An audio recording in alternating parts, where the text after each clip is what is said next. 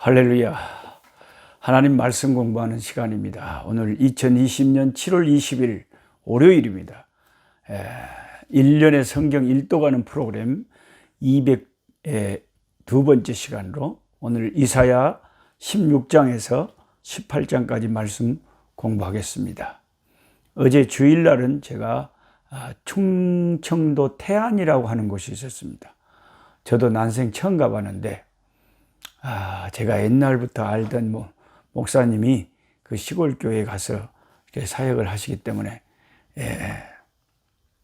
전남 벌교 우리 동네에서 아침 7시에 출발했는데 한 4시간 가까이 11시가 다 돼서 열심히 달려서 도착을 했습니다.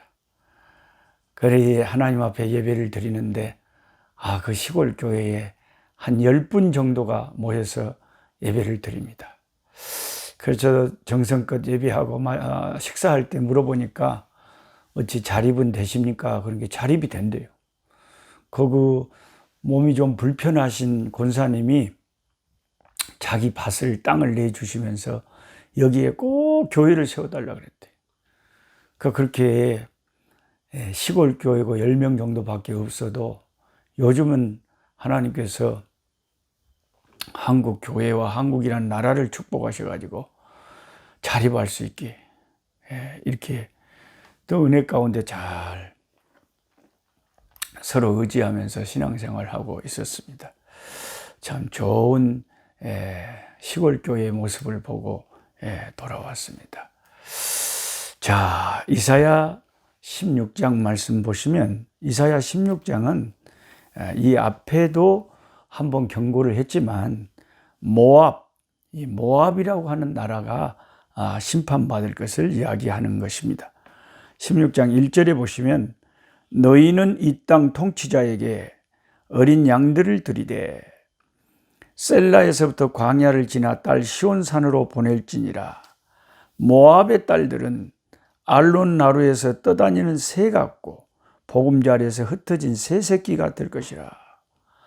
모압의 딸들이라는 것은 모압의 이제 그 백성들을 말하는 거죠. 이 사람들은 막 보금자리를 흩어져 버린 새 새끼 같다는.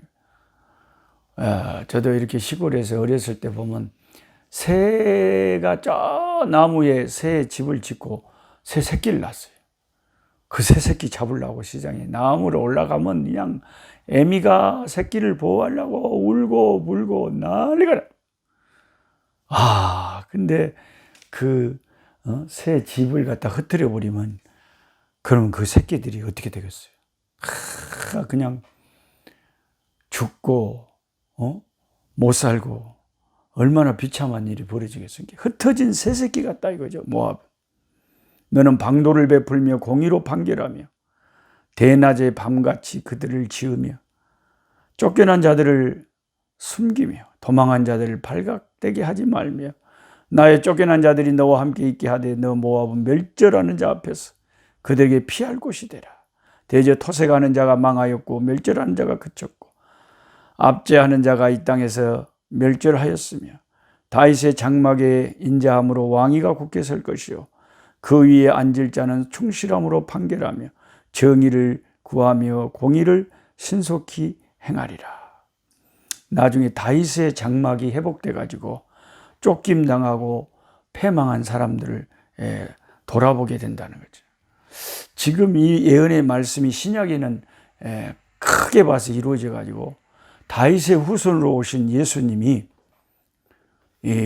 십자가에 죽으신 이 복된 소식을 온 세상에 그의 백성들을 그의 교회들이 전파함으로 영원히 갈 데가 없는 영혼들이 피난처 대신 다윗의 자손 예수에게 나와서 구원하는 역사가 지금 일어나고 있습니다. 6절에 우리가 모압의 교만을 들었나니 심히 교만하도다. 그가 거만하며 교만하며 분노함도 들었거니와 그의 자랑이 헛되도다. 그러므로 모압이 모압을 위하여 통곡하되 다 통곡하며 길하레셋 건포도 떡을 위하여 그들이 슬퍼하며 심히 근심하리니 이는 헤스본의 밭과 신마의 포도나무가 말랐습니다. 여기 나오는 지명들은 다 모압의 있는 지명들이겠죠. 그런데 이런 모압에 있는 성읍들, 이런 그들의 농사 짓는 곳, 이 모든 것이 말라버린다. 그 가지가 야셀에 맺혀 광야에 이르고 그 싹이 자라서 바다를 건넜더니 이제 열국의 주권자들이 그 좋은 가지를 꺾어버렸다. 한때는 잘 나가고 막 수출도 하고 막 주변 나라들까지 나눠준 그런 나라가 이제 침략을 당해서 그 가지가 꺾어진 상황이 될 거라는 거죠. 그러므로 내가 야셀의 울음처럼 신마의 포도나무를 위하여 울리라. 헤스본이여 엘르알레여 내 눈물로 너를 적시리니 너의 여름실과 내 농작물의 즐거운 소리가 그쳤다. 이제 전쟁이 일어나면 지금 아프리카도 내전이 일어나는 남수단 같은 데를 이렇게 제가 남수단 그 피난하고 있는 데를 우간다 들렸을 때 가봤는데요. 참 진짜 내전이 일어나면 그 백성들이 너무 비참해집니다. 농작물 그런 걸 다 쑥대밭을 만들어 버리잖아요. 얼마나 많은 사람들이요 남수단의 그 내전으로 시달리고 고통당하는 백성들이 막 짐승처럼 풀을 뜯어먹고 그래요. 그래 생존하려고 너무 배가 고프니까 농사를 제대로 지을 수가 있겠습니까? 전쟁이 일어나서 그 도망 다니라고 바쁘죠. 참 그 남수단 사람들이 이제 갈 데가 없으니까 그 밑에 이제 국경을 맞대고 있는 우간다로 넘어와가지고 우간다에서 그래도 땅을 좀 제공을 해가지고 거기서 피난민 촌을 이루고 살고 있더라고요. 또 100만 명이 넘어요. 그리고 또 거기 우리 한국 선교사님들이 가만히 있겠습니까? 또 거기 그 사역을 하고 있는 선교사님들이 계시고, 저도 그 피난민 촌에 가봤는데 역시 그 안에도 또 교회가 있고, 가난한 사람들이 그렇게 살고 있었습니다. 10절에 즐거움과 기쁨이 기름진 밭에서 떠나고 포도원에는 노래와 즐거운 소리가 없어지겠고 틀에는 포도를 밟을 사람이 없으리니 이는 내가 즐거운 소리를 그치게 하였습니다. 이러므로 내 마음이 모압을 위하여 수금같이 소리를 바라며 내 창자가 길하레셋을 위하여 그라도다. 모압이 그 산당에서 피곤하도록 봉사하며 자기 성소에 나아가서 기도할지라도 소용없으리로다. 그들의 우상에게 아무리 부르짖고 도와달라고 해도 소용이 없습니다. 이는 여호와께서 오래전부터 모압을 들어 하신 말씀이거니와 이제 여호와께서 말씀하여 이르시되 품꾼의 정한 해와 같이 3년 내에 모압의 영화와 그 큰 무리가 능욕을 당할지라 그 남은 자가 심히 적어 보잘것없이 되리라 하시도다. 3년 내에 쫄딱 망할 것을 이사야 선지자가 모압에 대해서 분명하게 경고하고 예언을 하고 있습니다.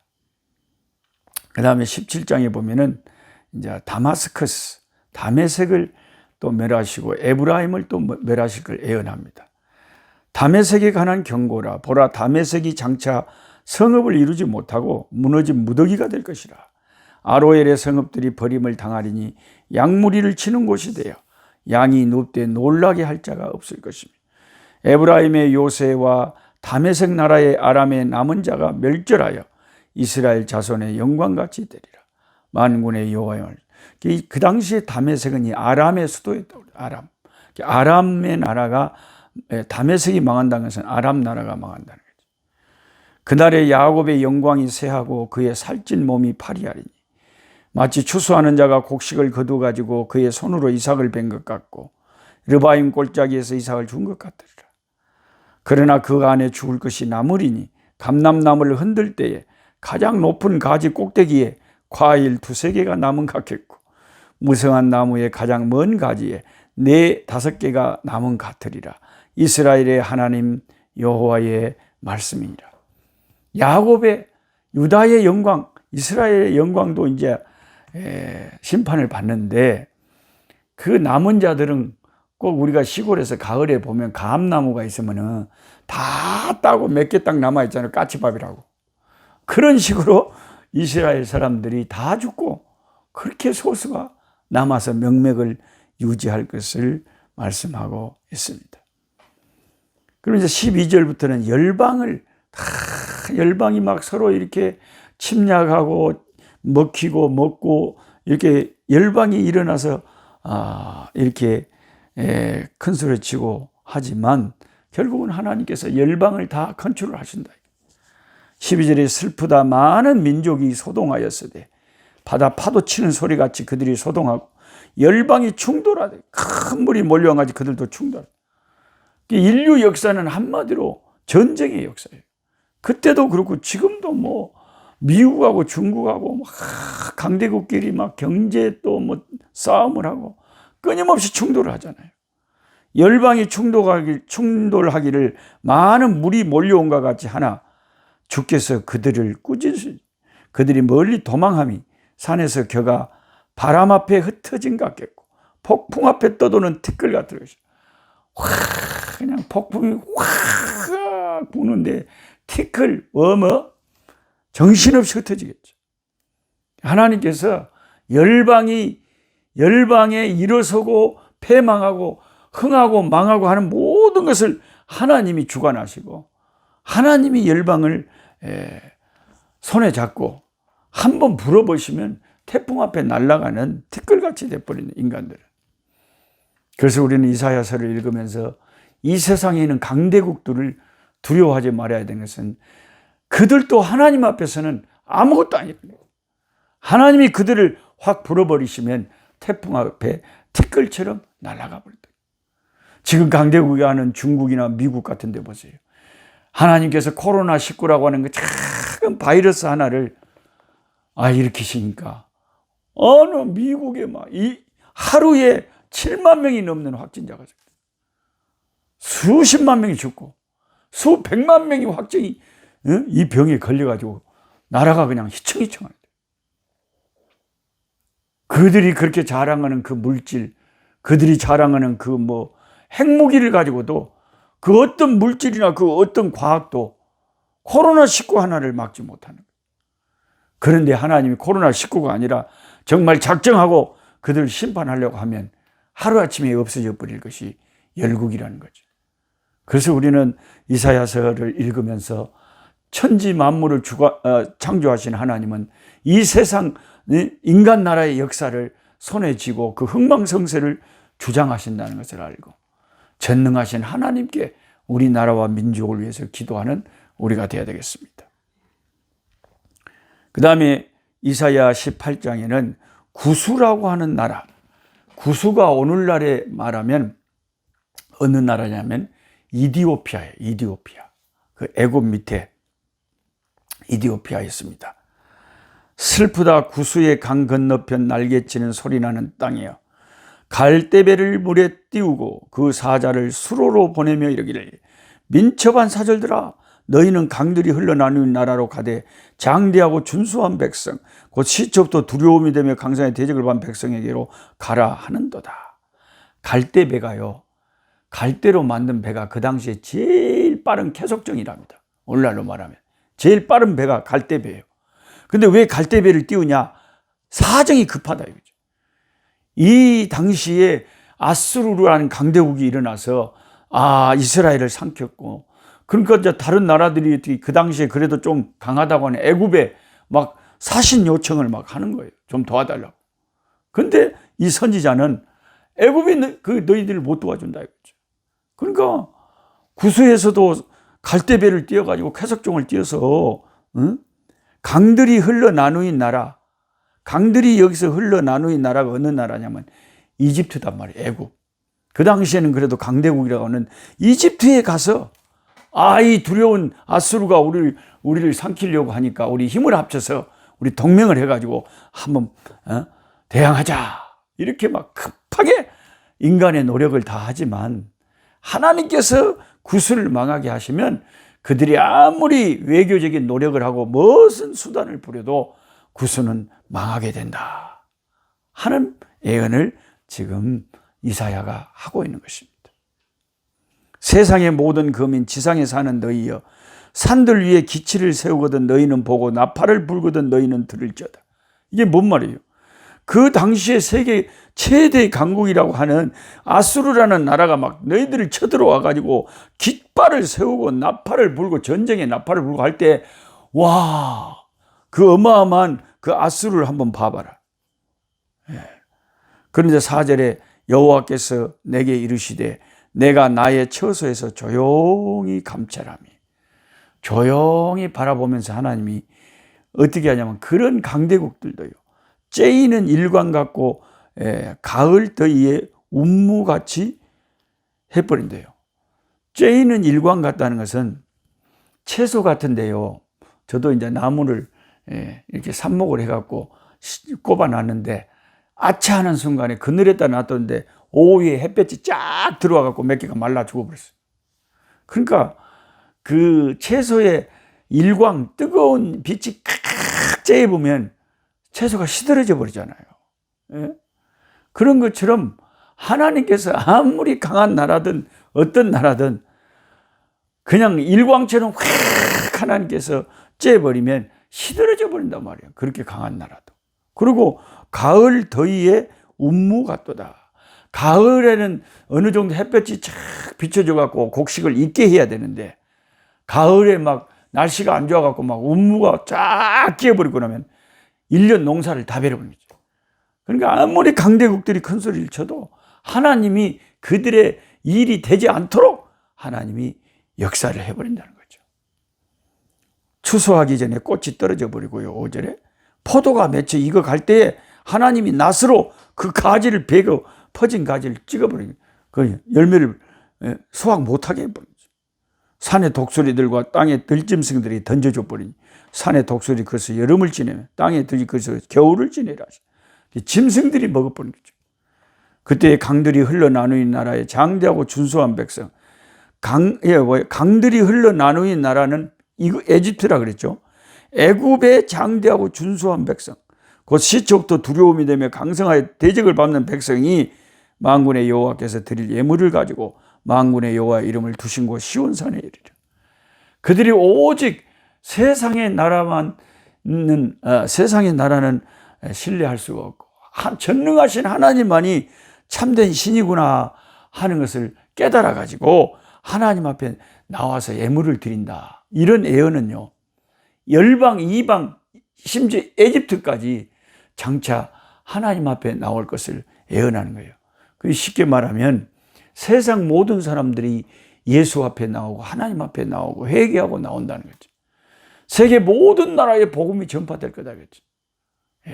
그런 말씀이 구약에 이렇게 이사야 선지자를 통해서 놀라운 예언들이 다 구약에 들어가 있는 거예요. 우리가 예수 믿게 된 것도 참 놀라운 일 아닙니까? 제가 저를 생각해 봐도 참 놀라운 것은 저는 초등학교 다닐 때까지 예수를 몰랐습니다. 교회를 안 다녔어요. 그 일요일 날은 공차고 친구들하고 노는 것이 좋지 그 아까운 시간에 교회를 간다는 것은 상상도 못해요. 그렇다고 우리 엄니가 나를 교회를 가라고 합니까? 맨날 술만 잡수고 와서 술이 하나님인데요.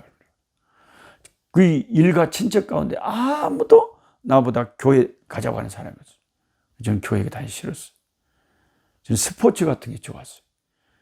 그런데 하나님이 에집트 같은 사람들도 나중에 만군의 여호와 앞에 예물을 가지고 나오게 한다는 예언처럼, 아니 나같이 전혀 하나님을 모르는 사람도 하나님의 때가 되니까 중학교 1학년 때 예수 믿는 학교로 보내셔가지고 담임선생님 교회 가라고 하고 교장선생님 교회 가라고, 기도원 협회에서 나눠진 성경책을 들고 가까운 교회를 다니기 시작했어요. 근데 믿음이 드니까 사람이 어느 정도 변해보냐면요, 그 당시에 이제 동네에 몇 집 안 되게 텔레비전이 있었는데 꼭 재밌는 것을 주일날 저녁에 합니다. 이게 뭐 유재두가 세계 타이틀 매치를 한다. 그러면은 그거 다 주일날 저녁에 하는 거예요. 근데 학생이면 굳이 주일 저녁 예배 안 나가도 되잖아요. 어른들 예배니까.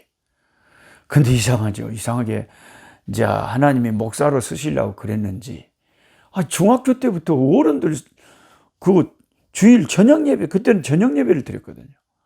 저녁 예배를 꼭 나가는 거예요. 그러면 이제, 형님들이, 동네 형님들이 이제 세계 타이틀 매치 본다고 막 몰려들어요, 저녁에. 난 너무너무 그걸 보고 싶어요. 보고 싶은데 저녁 예배 시간하고 딱 동시에 일어난 거예요.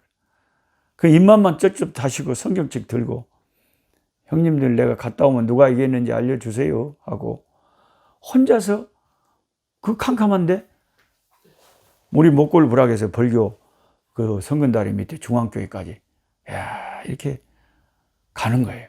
그것도 추운 겨울이라면 얼마나 힘들겠습니까? 근데 내가 생각해 봐도 신앙이라는 것은 그 누가 그렇게 시켜서 될 일도 아니고 누가 그렇게 중학생보다 저녁 예배 가라 그랬습니까? 안 그랬잖아요.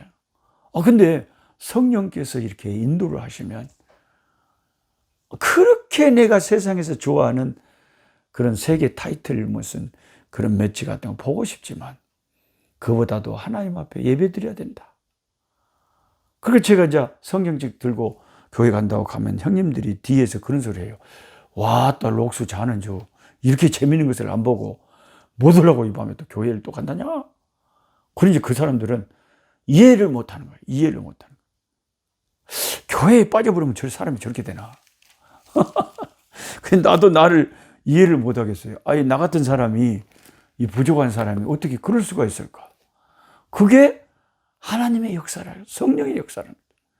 성령이 역사하시면요, 도저히 안 믿을 것 같은 사람이 예수를 믿고, 도저히 변화되지 않을 것 같은 사람이 변화가 되고, 이게 하나님의 구원의 역사, 성령의 역사예요. 그러니까 이사야 18장 마지막 절에 이사야가 그 강이 두 개로 나눠진 그 에집트가 나중에 여호와 하나님을 깨닫고 예물을 가지고 와서 하나님의 시온산에 이르러 예물을 드리는 역사가 있을 거다 그러잖아요.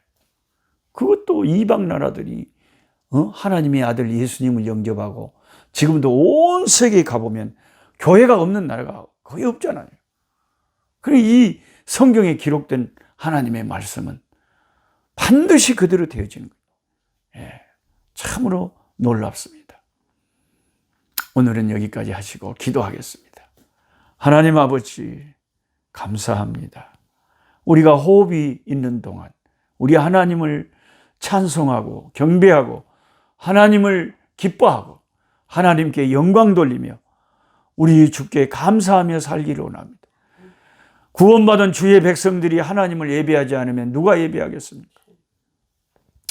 코로나 가운데서도 우리는 모여서 하나님을 예배하고 또 가정에서 하나님을 참으로 예배하고 어디서든지 우리 창조주 하나님, 날 구원하신 우리 주 예수님께 영광 돌리는 우리들의 삶이 날마다 이어지게 도와주시옵시고 하나님의 때에 이 인류의 재앙인 이 팬데믹 아버지 코로나19가 주여 조용히 사라지게 하여 주시고 아버지께서 다시 마음껏 교회에 모여서 하나님께 예배하고 기도할 수 있는 날이 어서 속히 이르게 하여 주시옵소서.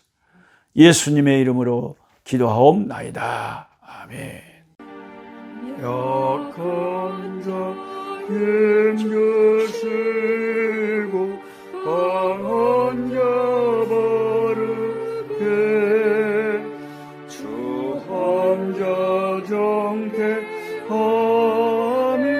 주님의 뜻이라 해 아래 압박 있는 곳 주 거기 계셔서 그 팔로 막아 주시옵소서.